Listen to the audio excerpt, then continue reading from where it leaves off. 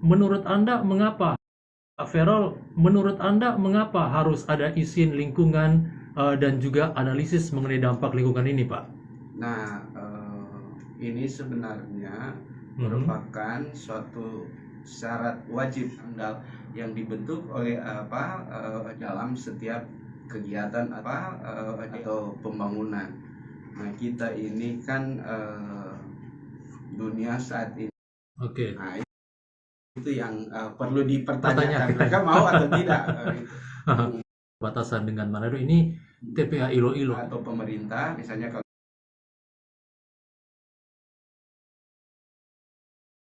ada ini, Pak. Nah,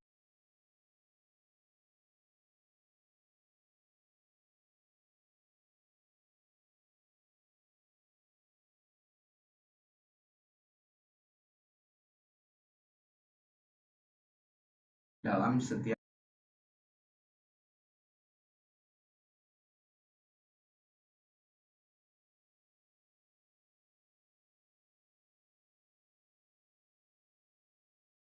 kegiatan atau pembangunan. Nah, kita ini kan dunia saat ini. Pak Ferol, menurut Anda mengapa harus ada izin lingkungan dan juga analisis mengenai dampak lingkungan ini, Pak? Nah, ini sebenarnya merupakan suatu syarat wajib dalam setiap kegiatan atau pembangunan. Nah, kita ini kan dunia saat ini isu-isu kerusakan lingkungan hidup berkembang, apalagi pemanasan global, pandemi saat ini jangan juga buat dari karena tingkah laku kita terhadap lingkungan hidup, terhadap ekosistem. Nah, perlunya izin lingkungan agar supaya tentu pembangunan bisa kemudian memberikan dampak bukan untuk merusak lingkungan, tetapi untuk kemudian turut serta membuat lingkungan semakin baik. Dalam kata lain, tidak kemudian kita menurunkan kualitas lingkungan, minimal dengan pembangunan tetap menjaga kualitas lingkungan itu sebagaimana adanya saat ini. Oke, Pak Ferol, sebenarnya dokumen penting dalam analisis mengenai dampak lingkungan ini seperti apa, Pak? Jadi begini, setiap kegiatan pembangunan membutuhkan izin. Salah satunya adalah izin lingkungan. Selain izin lokasi, izin prinsip pembangunan itu sendiri, atau izin kesesuaian tata ruang. Nah, AMDAL ini sebenarnya bagian dari untuk para pelaku usaha atau pembuat pemrakarsa kegiatan mendapatkan izin lingkungan. Nah, supaya mereka mendapatkan izin lingkungan pembangunan mereka bisa lakukan, mereka harus melakukan suatu kajian, membuat dokumen kajian. Dokumen kajian itu namanya AMDAL, analisis mengenai dampak lingkungan. Nah, sebenarnya dokumen ini punya 3 tingkatan.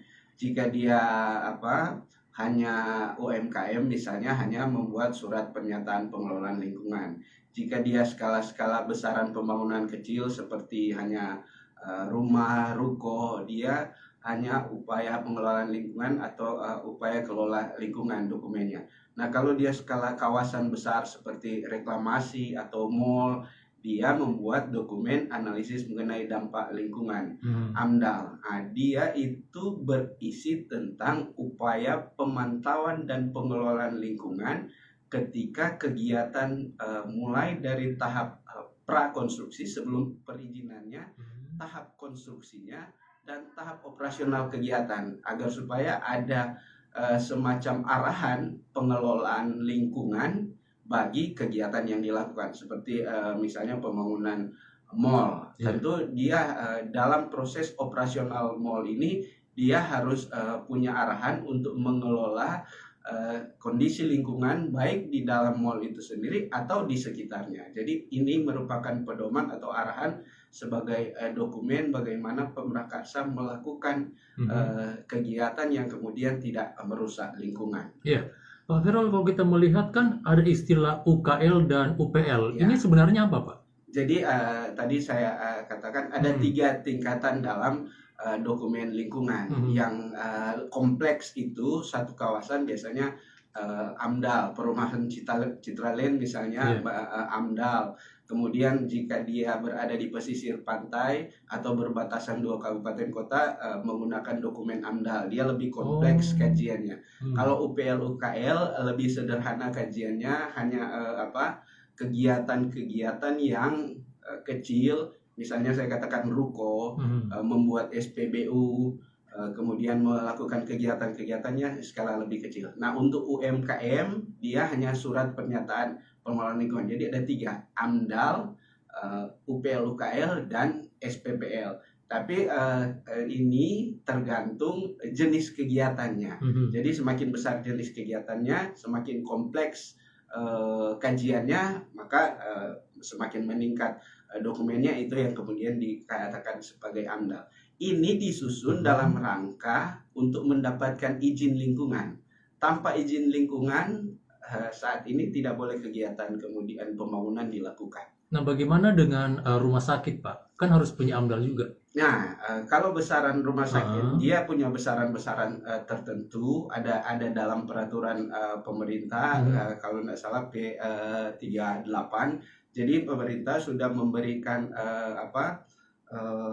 klasifikasi, misalnya rumah sakit dengan besaran sesuai 5 tipe, hektar. Pak, ya? Iya, sesuai Oke. tipe. Nah, kalau rumah sakit tipe C atau B misalnya, baru UPL UKL. Tapi kemudian tipe A dan jumlah kamarnya sudah banyak, bisa 50 sampai 100, dia sudah harus AMDAL. Misalnya seperti rumah sakit umum daerah yang di area Ring Road itu, dia harus kajian AMDAL. Dan dokumen ini setiap 6 bulan harus dibuat laporan pengelolaan dan pemantauannya. Jadi dia memang mengikat para pelaku usaha, seluruh pelaku usaha, bukan hanya swasta, tapi pemerintah juga yang melakukan pembangunan harus kemudian membuat AMDAL, dan ini mengikat setiap 6 bulan dia membuat laporan pemantauan dan pengelolaan lingkungan yang dia lakukan. Tanggapan Anda soal kita di sini di Sulut banyak sekali rumah makan, Pak Ferrol. Orang Manado, orang Minahasa ini orang bilang suka sekali dengan yang namanya makan, seperti itu. Ada rumah kopi, restoran dan sebagainya. Urus AMDAL-nya ini seperti apa? Nah, secara umum, Pak. Restoran dan rumah makan biasanya kalau dia skala masih kecil seperti Kopi 8 mungkin masih masuk dalam klasifikasi UPL UKL. Tapi tetap harus punya dokumen lingkungan. Nah, saya belum tahu apakah rata-rata rumah makan atau restoran, rumah kopi yang menjamur sekarang di Kota Manado mengurus dokumen lingkungan atau tidak, karena ini biasanya kan spontanitas. Tapi pemerintah tentu melalui Dinas Lingkungan Hidup, mereka punya bidang tata lingkungan, bidang juga pengawasan. Tentu ketika melihat bahwa ada satu kegiatan yang sebentar jalan, dia harus dicek apakah punya dokumen lingkungan, izin lingkungan atau tidak, punya UPL UKL, punya AMDAL atau tidak. Kalau tidak punya tentu harus segera mengurus, karena ini penting urusannya kan, bagaimana kajian tentang bagaimana mereka membuang limbah, bagaimana memanfaatkan potensi-potensi sumber daya alam di sekitar, kemudian bagaimana juga nantinya mereka dalam berkegiatan tidak kemudian sembarangan membuang sampah, kemudian mengotori lingkungan atau melakukan hal-hal yang akan merugikan ekosistem. Tanggapan Anda soal pasar tradisional seperti apa? Pasar juga, karena ini sebenarnya suatu kegiatan yang punya dinas yang mengurus, badan, tentu harus punya dokumen lingkungan. Biasanya kalau sebelum dibangun pasar ini harus butuh kajian studi kelayakan.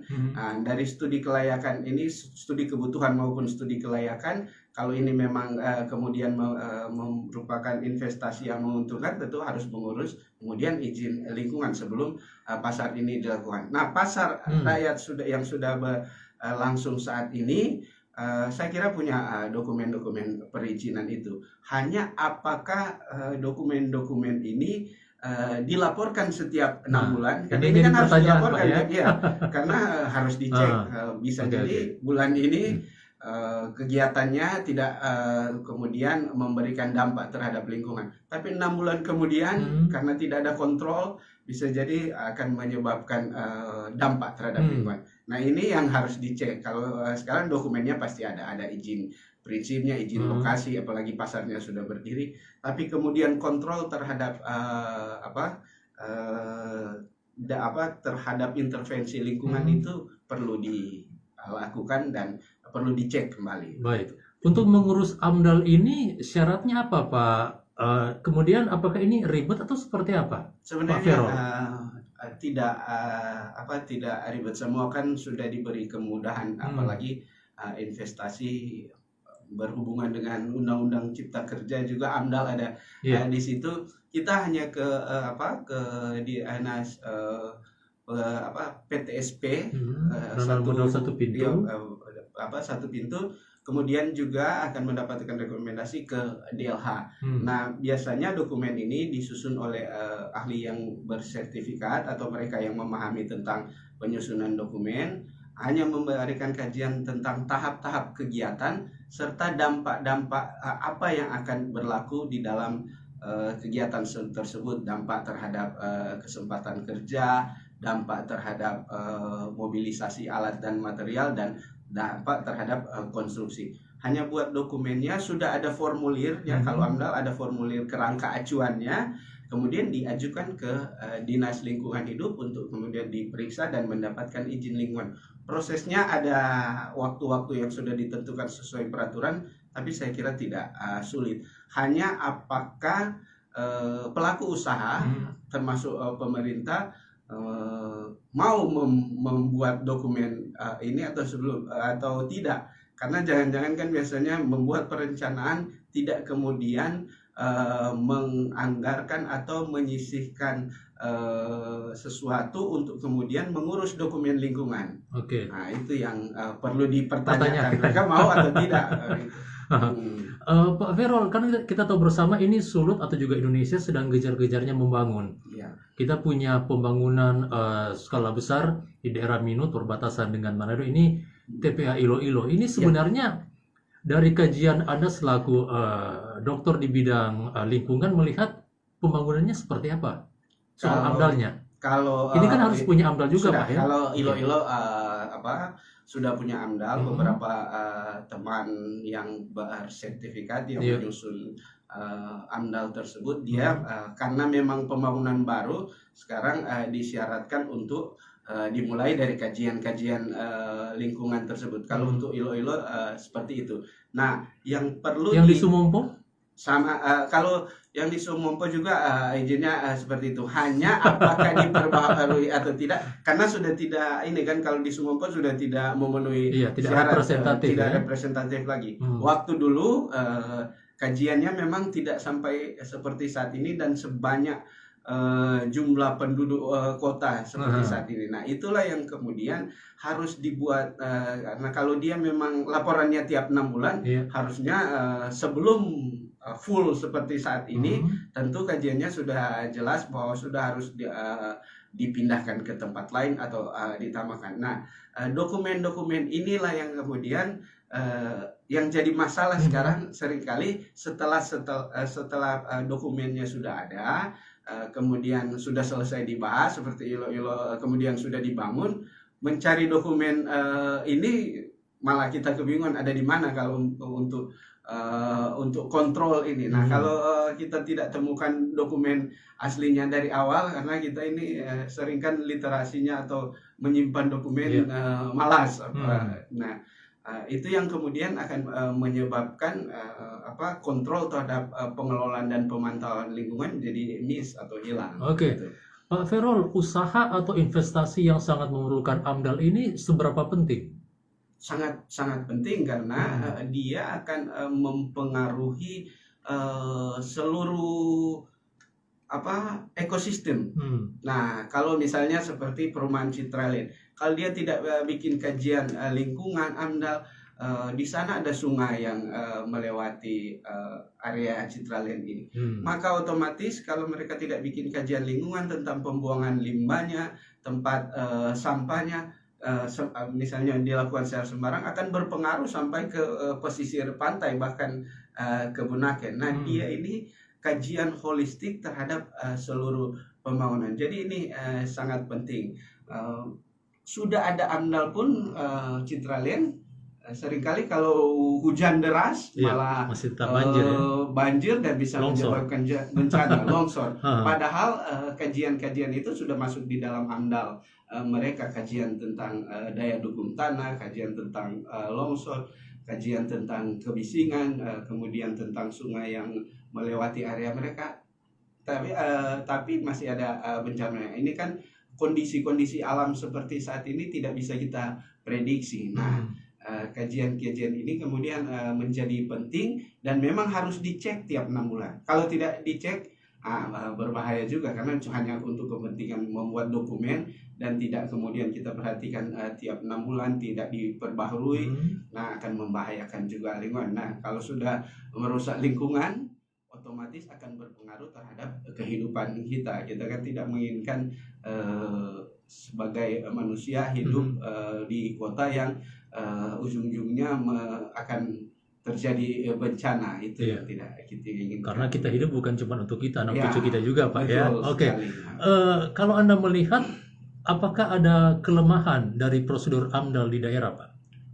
Sebenarnya, atau sejauh ini fine-fine saja, atau seperti apa?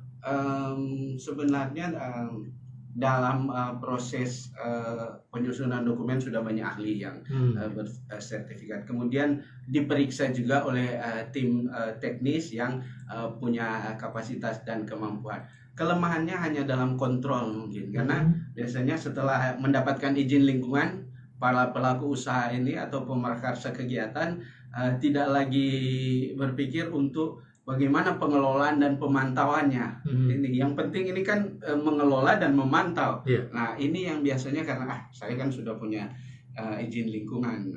Kalau tidak kemudian ada yang datang dan menegur misalnya, tidak ada LSM yang kemudian mengangkat isu kegiatan yang dia lakukan, akhirnya dokumen ini hanya jadi dokumen pajangan. Nah, ini yang tidak diinginkan oleh kita bersama, karena kalau satu kegiatan dokumen AMDAL-nya, tapi kemudian berkembang menjadi beberapa kegiatan, seluruh kota akan rusak lah kan itu. Nah, kalau kota sudah rusak, tidak layak lagi untuk kita huni. Oke, baik. Kita akan break dulu ya, Pak Ferrol Barrow. Dan smart listeners, Anda bisa bergabung bersama kami. Kami masih buka line interaktif di 0857 57800 886, atau juga bisa menyaksikan live interaksi pagi ini, Dialog Pagi Smart Morning Post bersama dengan Dr.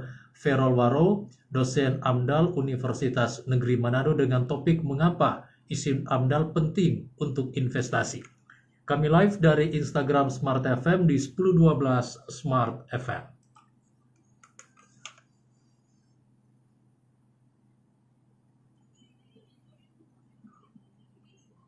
Misalnya kalau di provinsi dibuat oleh provinsi dengan masyarakat di sekitar kegiatan ini penting. Nah, mudah-mudahan ini tidak dihilangkan. Yang kemudian dikaji saat ini dalam Undang-Undang Omnibus Law ini adalah tentang tata cara penilaian. Biasanya kalau sekarang dinilai oleh sekretariat komisi penilai AMDAL yang dibentuk oleh DLH atau pemerintah. Misalnya kalau di provinsi dibuat oleh provinsi dengan melibatkan tim teknis, mereka yang memiliki keahlian dalam menilai suatu dokumen lingkungan, termasuk masyarakat di dalamnya.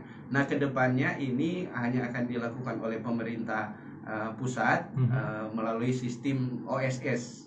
Sekarang juga sebenarnya sudah OSS. Nah, proses-proses ini mudah-mudahan tidak kemudian menghilangkan substansi dari para ahli yang memiliki sertifikat, atau ahli yang mengetahui misalnya kalau tentang pesisir, ahli ini tentu harus diulang. Jangan kemudian semua sudah diambil alih oleh pemerintah, dan ahli-ahli ini kemudian tidak lagi memiliki peran dalam menilai satu dokumen. Selain ahli-ahli ini, tentu masyarakat sekitar dari kegiatan perlu didengarkan suaranya dalam dokumen ini, karena dokumen AMDAL ini berisi banyak kajian tentang bagaimana memberdayakan masyarakat, bagaimana meningkatkan pendapatan masyarakat, bagaimana kajian tentang penggunaan tenaga kerja di sekitar lokasi kegiatan, selain juga bagaimana mengontrol udara, air, tanah, dan laut kalau dia di pesisir. Nah, isinya dokumennya tetap, tapi mereka yang kemudian memberikan masukan dan memberi penilaian, ya kita belum tahu di undang-undang yang baru ini. Iya, Pak Ferol, sebenarnya untuk undang-undang ini yang masih menjadi juga perdebatan besar di masyarakat, plus minus dari undang-undang ini, apakah ada perubahan dari yang sementara berlaku sekarang, khusus tentang AMDAL ini, Pak?